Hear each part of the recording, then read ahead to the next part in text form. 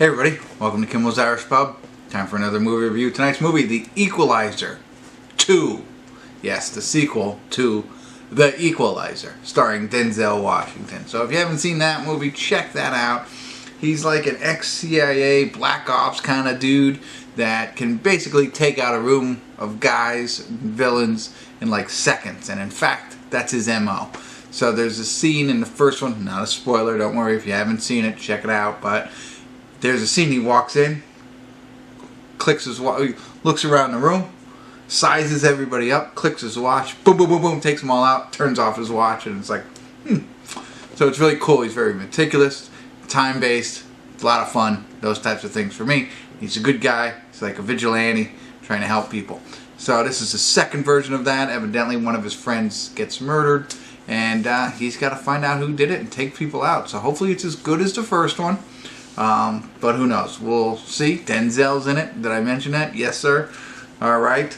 I'll get into it a little bit and give you a better idea what the synopsis is and tell you what I'm thinking, and we'll take it from there. Alright? So stick around.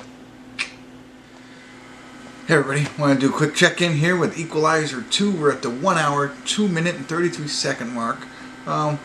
So it starts out really interesting. He's actually on a train in Turkey.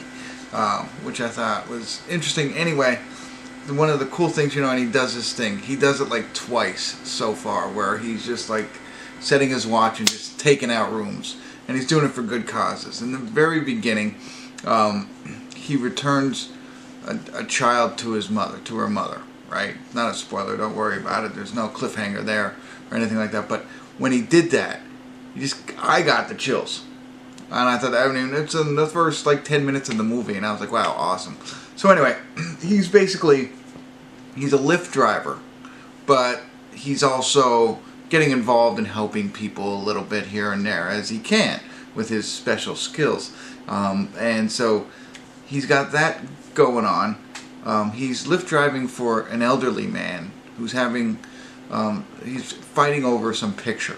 I don't know a lot of details on that yet, but he's just befriending him. He talks to his ex-boss, I would think. It's a woman, and this is the woman who eventually gets murdered. And that's what he's about to get into and start trying to solve that crime. But he's talking to her. He lives in a complex. In that complex, he's kind of friended, some people.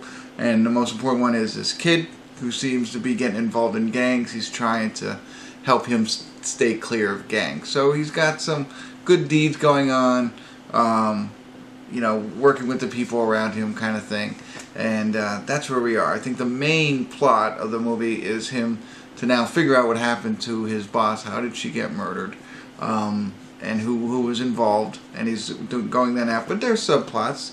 The lift work with the elderly man in the picture, and then the mentoring of this young kid. So, a little bit of everything. It's not just one storyline. There's a couple to look at too. Not sure if they all merge or anything like that, but so far so good. I love the action. I love when he beats up people and he does it in record time. My favorite part. So, and that is in this one. So I was happy about that. Anyway, get back into it. Real quick update. It's a 2 hour and 1 minute and 12 second movie. So we're at the halfway point. I'll be back at the credits and let you know my final thoughts. Hopefully it stays as exciting as it is and doesn't go downhill. But I'll be back to tell you.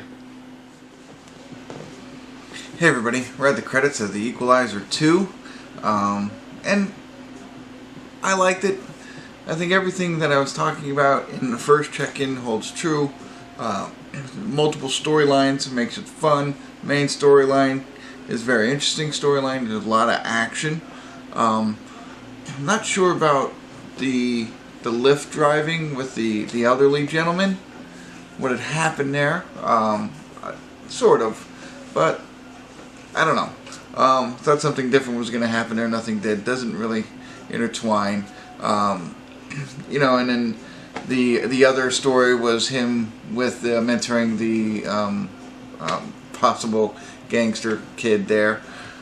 A little bit there. I mean, they did a good job of I like that variety in storylines, but I don't think they capitalized on what they had with those. Okay, not great in that department. Main plot line going after you know, somebody who killed his ex partner, boss, whatever she was. She seemed like the head of something. So, and that was the main point, and that was a lot of fun. And his vigilante stuff, a lot of fun.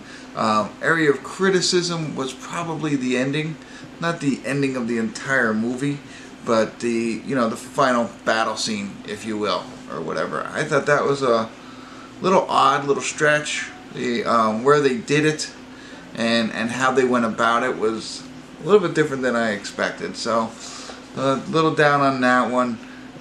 This is one where I'm gonna have to come out of my box. I was hoping it was leaning towards an 8. I don't think it's an 8 because of the things that I had mentioned.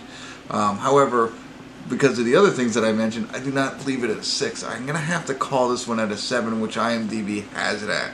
A lot of good, and not that there was bad, but there's areas of opportunity with the ending, and they didn't capitalize on the 2 other storylines. I thought that they could have done a better job of something there.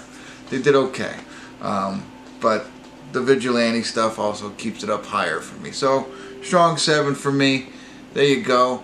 Hopefully that's enough information for you to find it at least somewhat interesting and brief enough. So that's it. I'll get out of here. Get out of your hair. Thanks for tuning in. Kimmel's Irish Pub.